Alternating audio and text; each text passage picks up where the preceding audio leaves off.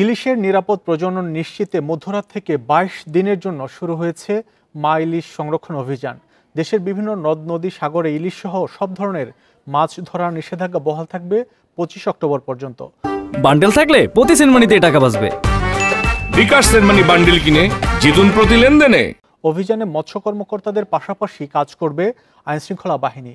নিষেধাজ্ঞা বাস্তবায়নে জেলেদের সহায়তা ভিজিএফ কর্মসূচির আওতায় চাল বিতরণ করবে সরকার। বরাদ্দ পেতে সঠিকভাবে তালিকা তৈরির দাবি জানিয়েছে জেলেরা।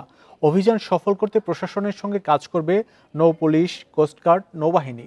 ইলিশের প্রজনন মৌসুমে কেউ নিষেধাজ্ঞা অমান্য করলে ২ বছরের কারাদণ্ড, ৫,০০০ টাকা পর্যন্ত অথবা জরিমানা অথবা উভয় দণ্ডে দণ্ডিত হবেন।